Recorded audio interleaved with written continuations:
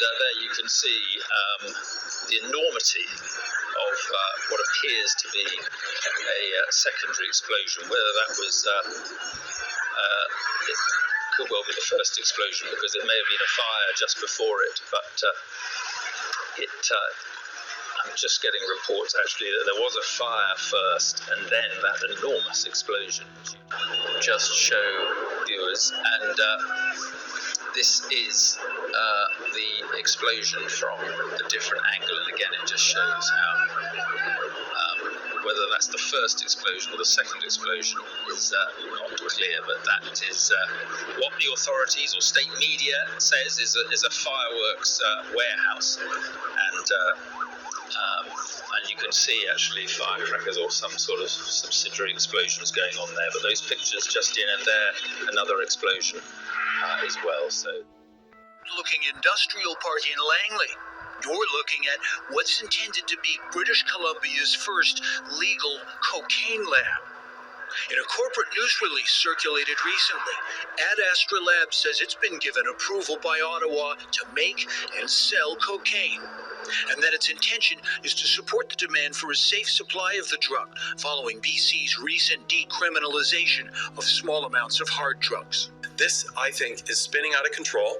At the legislature Thursday, BC Liberal leader Kevin Falcon seized on the news as an example of why he thinks the NDP is doing decriminalization poorly. The now companies are rushing to get involved in the manufacture of heroin, cocaine, methamphetamine, and I just asked the question, what in the hell is going on? We all know someone who has struggled with issues around mental health and addiction. Coincidentally, Premier Eby was making a big announcement in Vancouver about new funding for addiction treatment Thursday, and he appeared to have been blindsided by the news. Are you aware of this project? It is not part of our provincial plan. If Health Canada did in fact do this, they did it not only without engaging with the province, but without notice to us. So we will get answers from British Columbians about this. We tried to do that as well, reaching out to the Federal Ministry of Health to see if they in fact gave out a cocaine production license in BC without looping in the Premier. No one from Ottawa responded in time for this report. We're a Health Canada licensed standard processor nestled in the beautiful Fraser Valley in British Columbia. We also tried to connect with Ad Astra, where a spokesperson said their CEO is not taking questions right now. But their news release says they're currently evaluating how their new cocaine venture fits into their business model. While BC's new hard drug decrim bill allows for users to have a certain amount, selling the drugs is still illegal. So it's unclear how any made in BC cocaine would reach its users. People are laughing. Yeah, I'm gonna go. I don't even care if I don't get paid today. I'm just a stupid old white lady. That's all. Oh, ain't no way I'm sorry. Yeah, do whatever you want to do. I don't care. I'm gonna do it anyway.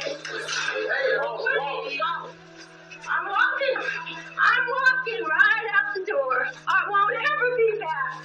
And this is what they're trying to teach the youths now? B is for buy. C is for coming out.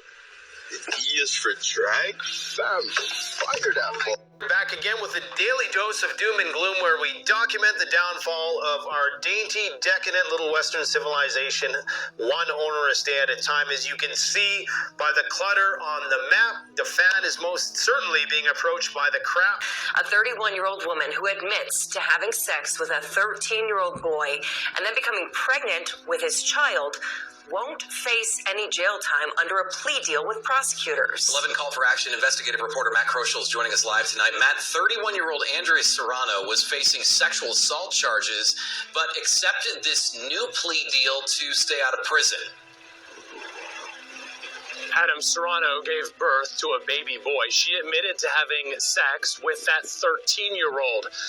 The victim's mother, who we're not going to identify in this story, tells us she is not happy with this deal offered to a woman she says ruined her son's life. What could possibly go wrong if we give Zelensky some nuclear weapons. Russians panic on social media after overnight explosion near Moscow. Of course, the Kremlin is keeping very quiet about that, but they are bolstering their air defense even more. So many anti-aircraft guns have been installed around the city, as well as S-400 and S-300 missile defense systems as well. The Russians are saying that this whole nuclear stuff that's going on is the Americans' fault, and it's actually the Americans who are planning on doing a first strike on the Russians, which is why they had to suspend the New START treaty. I mean, take it with a grain of salt. I don't necessarily take anything at face value anymore.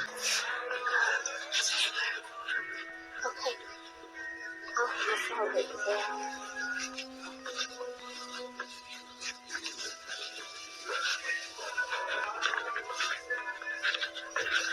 There's the man. JJ, we got a conversation. Tell us what's going on, guys. We got to talk about what's going on here. Why don't we just have a talk for your full procedure? Okay.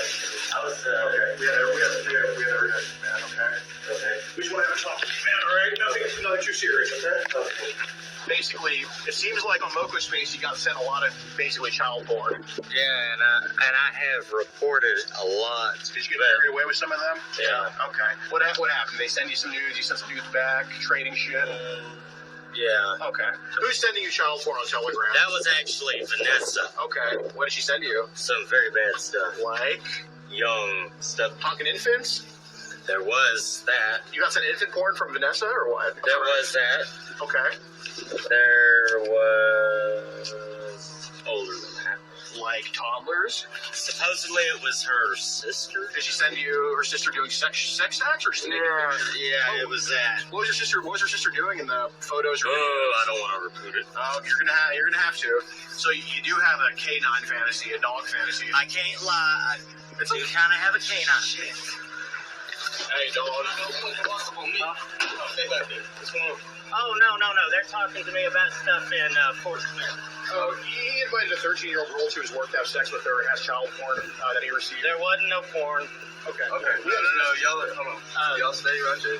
He's also a sex offender. Stock market crash in history likely going to happen this year. Some people are predicting the S&P 500 is going to drop 30%. Could you imagine another 30%? He chalks this up to the fact that the current debt to GDP ratio is 420%.